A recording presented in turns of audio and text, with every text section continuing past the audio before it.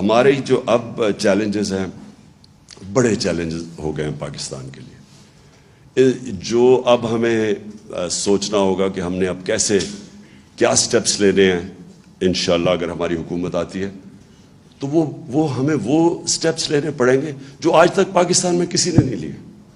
وہ واقعی وہ بڑے فیصلے کرنے پڑیں گے جو ابھی تک ہم نہیں کرتے. ہم کسی نہ کسی اپنی گورنمنٹس بچانے کے لیے پیچھے ہٹ جاتے ہیں. وہ جو فیصلے ہوں گے اس میں جو سب سے نمبر 1 جو فیچر کرے گا کہ ہم نے کیسے پروٹیکٹ کرنا ہے اب اپنے یہ ونربل لوگوں کو، اس کو ہم پرائیورٹی بنائیں گے. اس کے بعد ڈیولپ کریں گے اپنے باقی سارے پلانز. اور میں جو سمجھتا ہوں کہ جو آگے فیچر کرے گا، جو سب سے بڑے ہمیں اس ملک کو نکالے گا اب جو آگے کرائسس آ رہا ہے، اس میں ہمارے اوورسیز پاکستانی ہیں.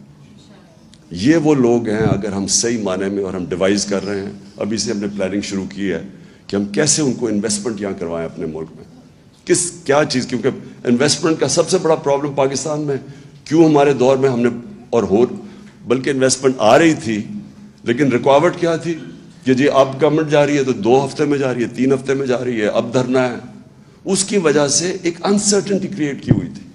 تو پولیٹیکل سٹیبلٹی سب سے پہلے بہت ضروری ہے. اور اس کے بعد اوورسیز پاکستانی ہماری پرائیورٹی ہونی چاہیے کہ ان کو ہم کیسے ڈرا کر سکتے ہیں کہ جو ہمارا کرنٹ اکاؤنٹ ڈیفیسٹ بڑھ جاتا ہے، اس کو ہم کیسے اس انٹرم پیریڈ میں کور کریں. میں نے 2 بڑے پروجیکٹ سوچے تھے اور دونوں اوورسیز پاکستانیز کے لیے تھے. ایک ابھی جو راوی سٹی، ایک نیا شہر، کیونکہ وہ سب سے زیادہ اس میں اوورسیز پاکستانیز کا انٹرسٹ تھا. دوسرا ایک بنڈل آئلینڈ ہے کراچی میں، بالکل وہ پڑا ہوا ہے ایسے ہی، سارا سیوریج جا رہا ہے، یعنی وہ کوئی بیکار جگہ ہے. ادھر سے ہم نے پوری پلاننگ کر لی. بڑے انویسٹرز آ رہے تھے، دبئی سے بڑے کنسورشمز آ رہے تھے اس کے اندر انویسٹ کرنے. دونوں سیبوٹاج کیے گئے. بنڈل آئلینڈ ہم کام شروع کرنے لگے، سندھ گورنمنٹ نے NOC وڈرا کر لیا. یہاں جو راوی سٹی تھی، اس میں ہمیں بڑے بڑے انویسٹرز آ رہے تھے، بلینز آف ڈالرز آ رہے تھے ہماری انویسٹمنٹ کے لیے. 11 مہینے ایک جج نے اسٹے آرڈر دے دیا، روک دیا پروجیکٹ اس نے. 11 مہینے. اور ہمیں پتہ کدھر سے پریشر تھا. پریشر سارا یہ ہاؤسنگ سوسائٹیز کا تھا جو ایک بہت بڑا مافیا بن گیا. انہیں پتا تھا کہ اگر نیا پورا شہر اوپر چلا جائے، ماڈرن سٹی بن جائے، تو یہ جو ریل اسٹیٹ، یہ جو سارا اس وقت بہت بڑا اسکیم بھی ہیں اس کے اندر، ان کو ڈر تھا کہ وہ رک جائیں گے، ان کی پراپرٹیز یعنی لوگ ادھر انویسٹ کریں گے.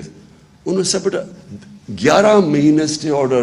اور میں اس لیے کہہ رہا ہوں کہ اس کے اندر ہمارے پاس بلینز آف ڈالرز آ جا رہے تھے جو کور کر دیتے. یہ جو کموڈیٹی سپر سائیکل کرونا کی وجہ سے ساری دنیا میں آیا ہوا تھا، میرا خیال تھا کہ ہم وہ گیپ تب تک کور ہم رائڈ کر دیں یہ پیریڈ جب کہ یہ کموڈیٹی سپر سائیکل نیچے جائے گا. تو وہ انفارچونیٹلی انہوں نے سیبوٹاج کیا. لیکن میں ابھی بھی سوچتا تھا کہ ہمیں یہ نہ سازش کے تحت ہمیں ہٹاتے تو ہم اس کو اس طرح رائڈ کرتے، کیونکہ ابھی بھی روڈا چل پڑا تھا تب، تو اس میں ہمارے پاس پیسے آ جانے تھے. تو آخر میں سمجھتا ہوں کہ انشاءاللہ یہ طریقہ جو آنے والا وقت ہے، اس میں ہمیں نمبر 1 اپنے عام آدمی کی اب بچانا ہے. اس کو یہ